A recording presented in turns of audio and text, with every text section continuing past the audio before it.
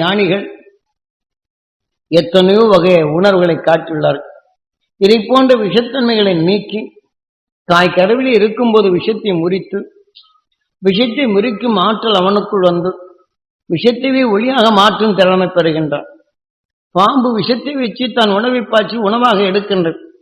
அந்த உடல்கள் இருந்த விஷமும் இந்த உடல்ல இருந்த விஷமும் சேர்த்து இது உடலை பாய்ச்சி விஷத்தை பாய்ச்சி உடலை உணவாக உட்கொள்ளுகின்றது. ஆனால் அந்த உடல் உள்ள விஷங்கள் அது சிறுக சிறுக சேமித்து அது வைரக்கல்லாக மாறுகின்றது.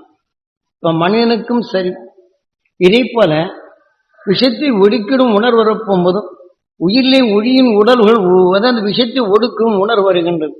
அப்படி விஷத்தை ஒடுக்கும் உணர்வு வரப்படும் போதுதான் அவன் எந்த துருவத்தை நோக்கினானோ அந்த துருவத்தின் பாதையில் இந்த உயிரினும் அங்கு இருப்பதனால் துருவ நட்சத்திரம் தான் வரும் விஷத்தை ஒளியாக மாற்றிக்கொண்டே இருக்கின்றான் துருவ நட்சத்திரம்.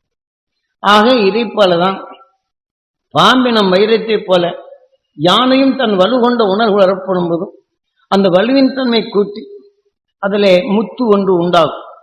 அதாவது யானத்தை கடைசி முடிவில் வரப்படும் போது இந்த யானையின் உடல் வலுப்பெற்றது போல மிக சக்தி வாய்ந்த ஒரு உருவாகும். அது தட்டி உடைப்பதென்றாலே கடினமாகும். நரியும் தன் தந்தரத்தால் உருவாக்கப்பட்டு பிறதொண்ட நிலைகளில் சாதமா இருக்கும். அது எப்படி பிடிக்க வேண்டும் என்ற உணர்வு வரும்.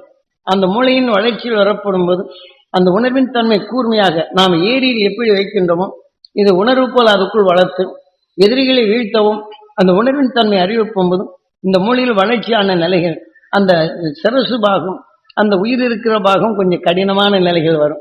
அது கொம்பு ஏரியில் மாதிரி வரும். இது நரி கொம்பு என்று சொல்வார்கள். இதே மாதிரி ஒவ்வொன்றுக்கும் தான் எடுத்துக்கொண்ட உணர்வு கொப்ப அந்த உணர்ச்சி கொப்ப இந்த சிரத்திலே வளர்ச்சி இந்த ஓடுகள் வளர்ச்சி ஆகும். அதன் அருகிலே அந்த உயிர் வீட்டிற்கும் கூட்டுக்குள் அதன் நிலைகள் வளரும். இதையெல்லாம் குருநாதர் தெளிவாக காட்டியுள்ளார்.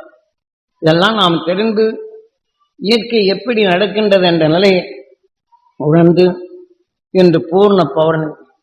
இதை போல மனிதன் முழுமையும் தெரிந்து கொள்ளக்கூடிய நிறைவேற்றவன்